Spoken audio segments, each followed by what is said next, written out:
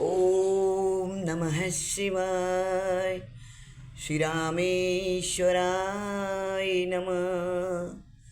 भक्तों, द्वादश ज्योतिर्लिंग दर्शन कथा के क्रम में आज मैं आपको द्वादश ज्योतिर्लिंगों में सबसे अधिक प्रसिद्ध श्री रामेश्वर ज्योतिर्लिंग की दर्शन करा रही हूँ और इनकी कथा सुनाती हूँ। बोलिए श्री रामेश्वराय नमः।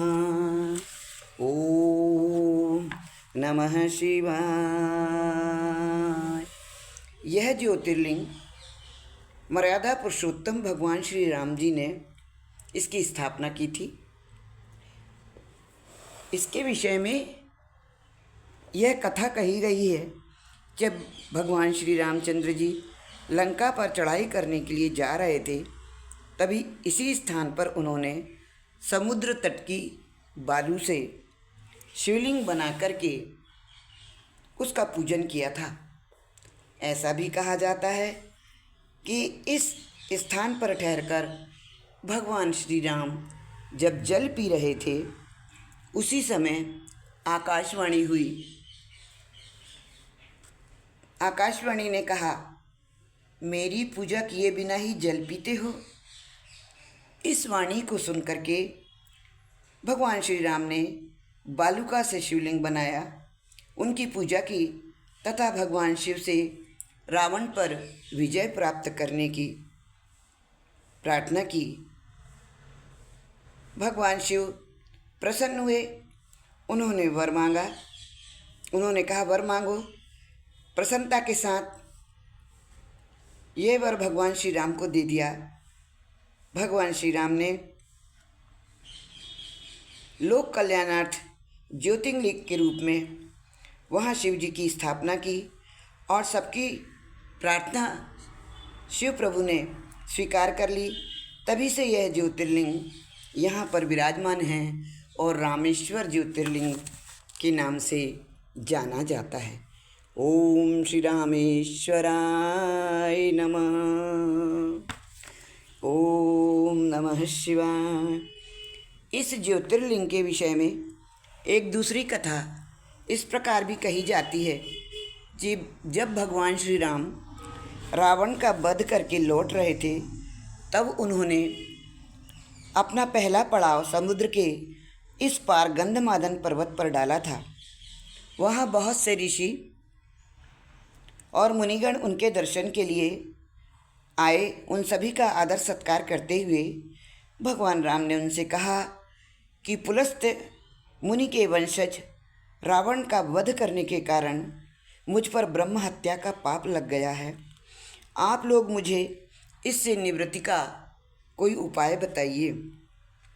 यह बात सुनकर के वहाँ उपस्थित सारे ऋषि मुनियों ने एक स्वर में कहा कि आप यहाँ शिवलिंग की स्थापना कीजिए, इससे आप ब्रह्म हत्या के पाप से छुटकारा पा जाएंगे।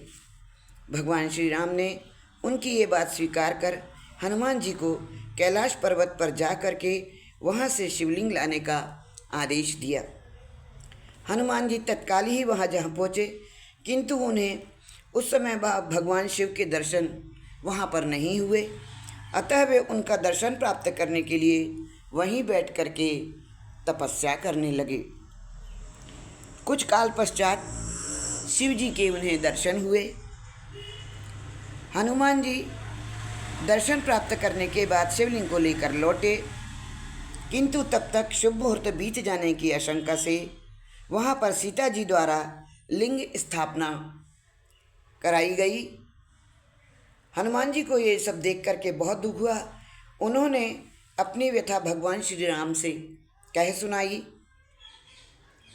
भगवान ने पहले ही लिंग स्थापित किए जाने का कारण हनुमान जी को बताते हुए कहा कि यदि तुम चाहो तो इस लिंग को यहाँ से उखाड़ कर हटा दो। हनुमान जी अत्यंत प्रसन्न होकर के उस लिंग को उखाड़ने लगे, किंतु बहुत प्रयत्न करने पर भी वह उस लिंग को वहाँ से टस से मस नहीं कर पाए।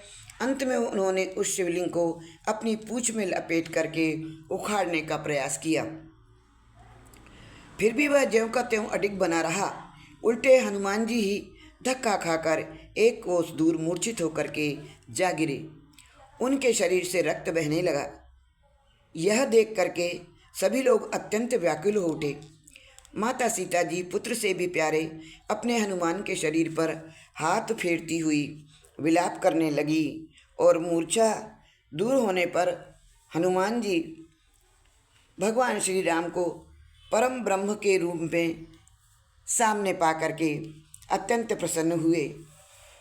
भगवान ने उन्हें शंकर जी की महिमा बता करके उनका प्रबोध की ज्ञान कराया। हनुमान जी द्वारा लाए गए लिंग की स्थापना भी वहीं पास में करवा दी गई। स्कंद पुराण में इसकी रामेश्वर लिंग की महिमा बताई गई है। ओम श्री रामचंद्राय नमः, श्री रामेश्वराय नमः, श्री हनुमंताय नमः। राम नाम की नदियाँ, राम नाम की नदियाँ सुगम बही जाए, इसमें कोई कोई नहाय, इसमें कोई नहाय। राम नाम की नदियाँ हो, राम नाम की नदियाँ हो, राम नाम की नदियाँ सुगम बही जाए, सुगम बही जाए, इसमें कोई नहाय, इसमें कोई नहाय। ब्रह्मा नहाए इसमें, विष्णु नहाए, ब्रह्मा नहाए इसमें, विष्णु नहाए, शंकर नहाए निज डमरू बजाए, शंकर नहाए निज डमरू बजाए, इसमें कोई नहाय, इसमें कोई नहाय। मीरा नहाए और शबरी नहाए, मीरा नहाए और शबरी नहाए, गणिका नहाए, गणिका नहाए निज तोता रटाए, इसमें कोई नहाय, इसमें कोई नहाय।